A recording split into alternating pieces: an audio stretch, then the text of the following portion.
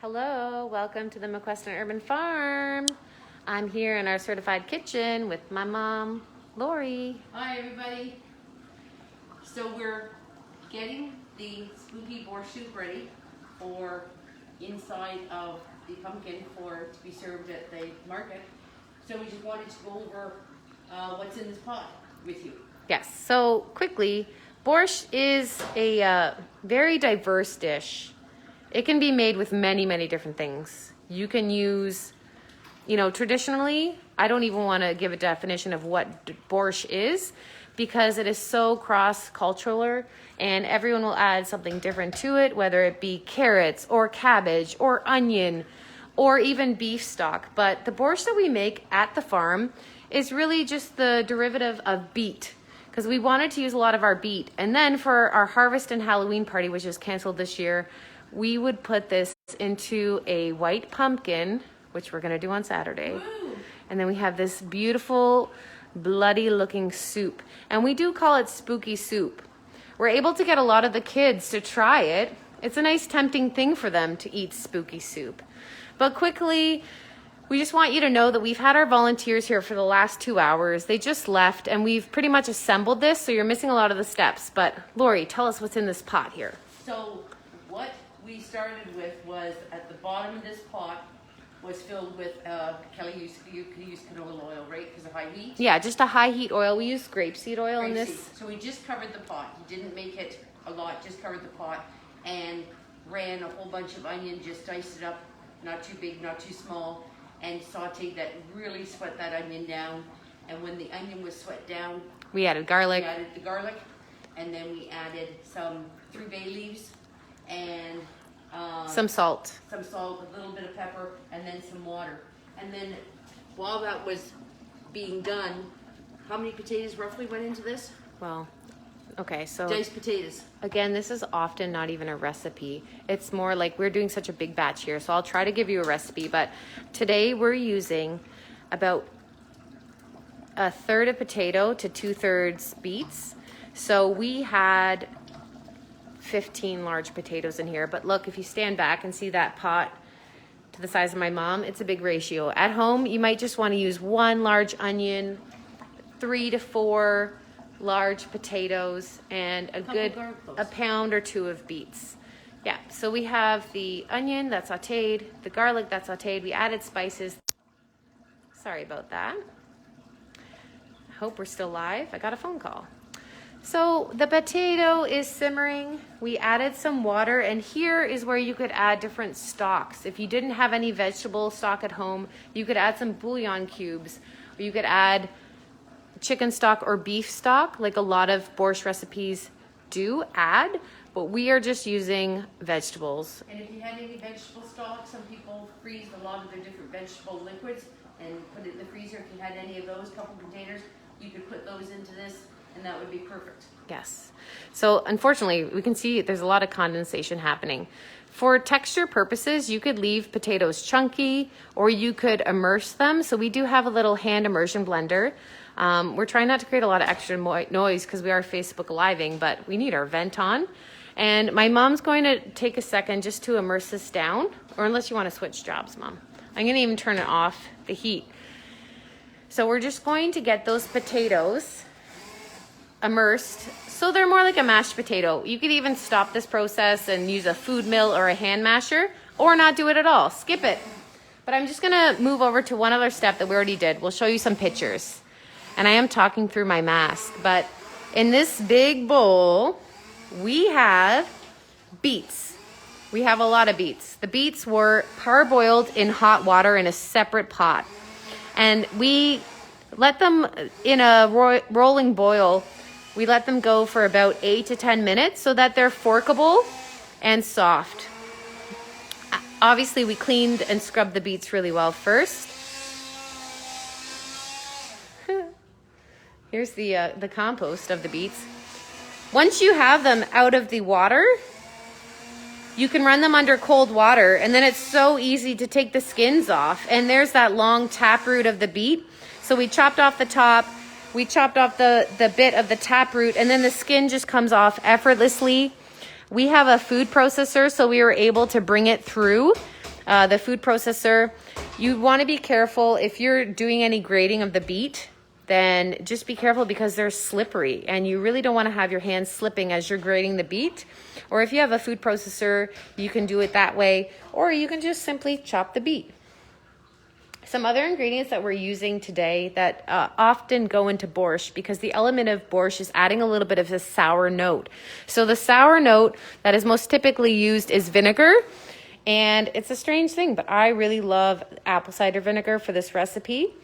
And then something else that traditionally goes into borscht that we don't always want to add, so this is completely optional, is a little bit of sugar. And what the sugar does is it brings out the natural sweetness of the beets and balances the earthiness. This is sort of the traditional way my next door neighbor and other bapshas in my life have showed me how to do it. But you can skip this step or opt for a more natural sugar like honey or agave or maple syrup even, and you only need a little bit of it. So again, depending on the ratios you're using, you want to start with less rather than more. I'm using a whole bunch of beets here, really about 4 pounds of beets, 2 pounds of potatoes.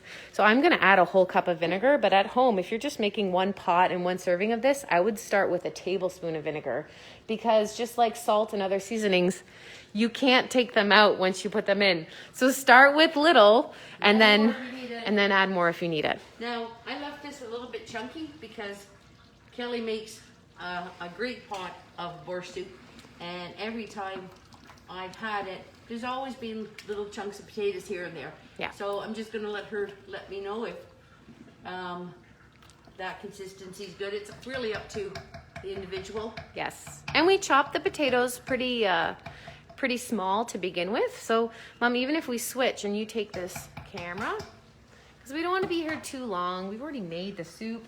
I'm going to just add the beets now. It's a lot of beets that we're adding. Oh my goodness, this is hilarious. Here, do you want to put it here? I want to just go a small amount at a time so I don't splatter. So I'm going to use this cup. Try to hold steady. And measuring cups are great because then you can also see what's going in. This is almost 1 liter of chopped beets or grated beets. Here we go. But I do like calling this spooky soup. It doesn't necessarily honor the borscht, but you can use different vegetables that you have. Some people never make borscht without a carrot. Some people never make borscht without a cabbage. But the recipe we've sort of gotten down to a nice art here is simply just the onion and the garlic and the potatoes and then this beet. And I'm just going to go back to the pumpkin for a second, because this was Kelly's idea maybe 3 years ago for the harvest party. And she had found this beautiful white pumpkin. And if you want to do this, it would be really cute on the dining room table to serve your family. The kids would love it. So she found this beautiful white pumpkin, and she just took the lid off like you would do for Halloween and totally cleaned it out, like really scraped the side so you didn't have any fiber or any seeds left from the pumpkin. And then to make sure, we also wash the outside. You have to make sure your pumpkin's really washed because they're low ground and you just never know what's, crawling around a pumpkin patch. So then she took a couple kettles of hot water that had been boiled really well, and we put that in the pumpkin to sterilize the inside of that pumpkin. And then we filled it one more time, dumped it, then the hot borscht.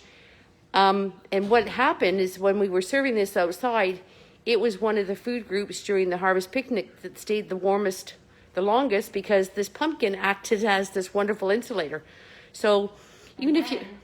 As we're serving it, you'll see on Saturday when we take an actual live picture of this. It just drips them down the side. So even if you find a small white pumpkin for your family, the kids will just think it's great that you're serving this soup from a pumpkin. So it's a fun thing to do.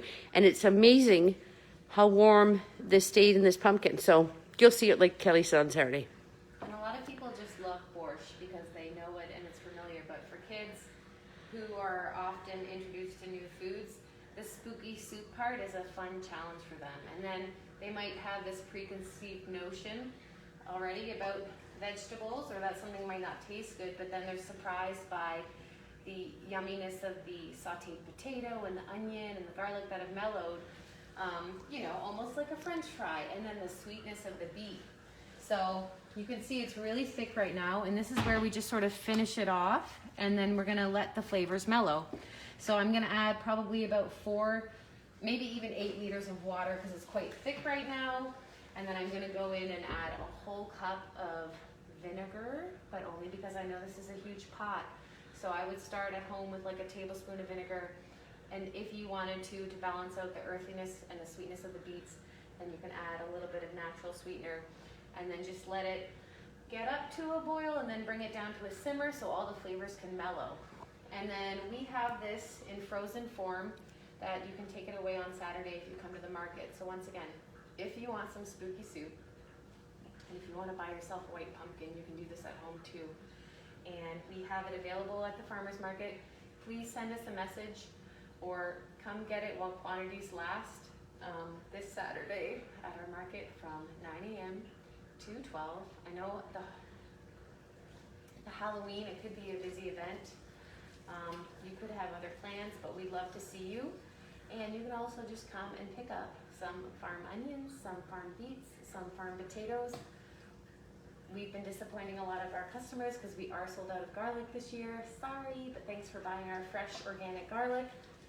And we thank everyone for a great season, and we're gonna miss you at our harvest party where we usually feed 300 or 400 people. We can't this year. Thanks for watching.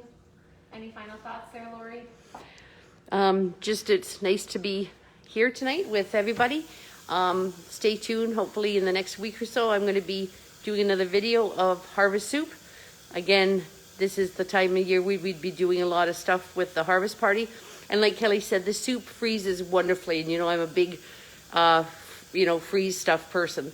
And this freezes wonderfully. So if you make a bit too much, just put it in containers.